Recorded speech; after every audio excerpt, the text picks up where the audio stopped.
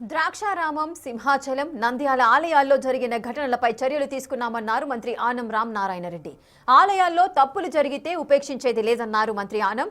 ఎంతటి వారైనా కఠిన చర్యలు తీసుకుంటామన్నారు. ద్రాక్షారామం, సింహాచలం, నంద్యాల ఘటనలు జరిగిన వెంటనే స్పందించి తగిన చర్యలు తీసుకున్నామన్నారు. సీఎం చంద్రబాబు ఆదేశాల మేరకు ఇలాంటి ఘటనలు పునరావృతం కాకుండా పటిష్ట చర్యలు చేపట్టాలని ఇప్పటికే అధికారులకు ఆదేశాలిచ్చామన్నారు మంత్రి ఆనం రామనారాయణ రెడ్డి.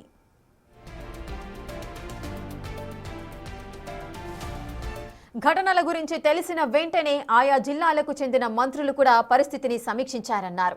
ఘటనలపై కలెక్టర్, ఎస్పీలకు ఆదేశాలిచ్చారని ఆనం తెలిపారు. ద్రాక్షారామం భీమేశ్వర ఆలయంలో శివలింగాన్ని ధ్వంసం చేసిన వ్యక్తిని సీసీ కెమెరాల ఆధారంగా గుర్తించి పోలీసులు అదుపులోకి తీసుకున్నారన్నారు. ఆలయంలోని ఒక వ్యక్తిపై కక్షతో అర్ధరాత్రి దుశ్చర్యకు ఒడిగట్టినట్టుగా తేలిందన్నారు. అయితే అధికారులు వెంటనే స్పందించి ఆలయంలో కొత్త శివలింగాన్ని ప్రతిష్ఠించి పూజా కార్యక్రమాలు చేపట్టినట్టుగా చెప్పారు.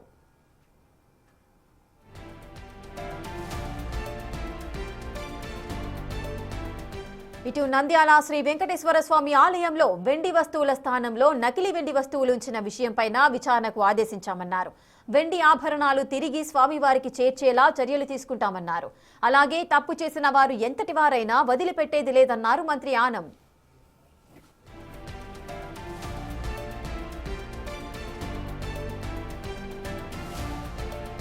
సింహాచలం అప్పన్న ఆలయంలో జరిగిన ఘటనపైన విచారణ జరిపామన్నారు మంత్రి ఆనం.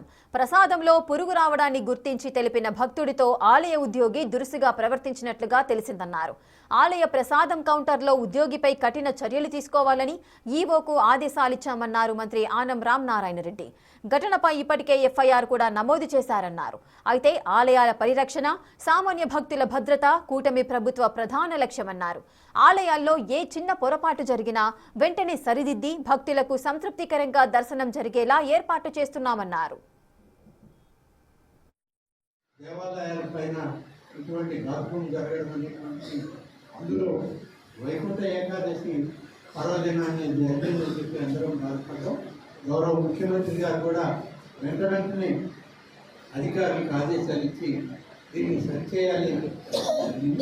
నిన్న రాత్రికి చేసినటువంటి వ్యక్తిని దొరకడం, ఇంత పెద్ద ఎత్తున వైకుంఠ ఏకాదశి పర్వదినాన వేలాది మంది, లక్షలాది మంది భక్తులు ఎదుర్కొనడం, విశ్వాసంతో ఆలయాలకు వచ్చినప్పుడు వాళ్ళని జాగ్రత్తగా కాపాడుకోవాల్సినటువంటి భద్రత, వాళ్ళకి ఇవ్వాల్సినటువంటి భద్రత, అక్కడ చేసేటువంటి పూజా కైంకర్యాలు, ప్రసాదాలు, అలాగే ఆగమ శాస్త్రబద్ధంగా నడిచేటువంటి కార్యక్రమాలన్నింటికీ ఆ భక్తులకి అందించాలి అనేటువంటి ఉద్దేశంతో ఎన్నో జాగ్రత్తలు తీసుకుని శ్రమించి మనం పనిచేస్తున్నాం.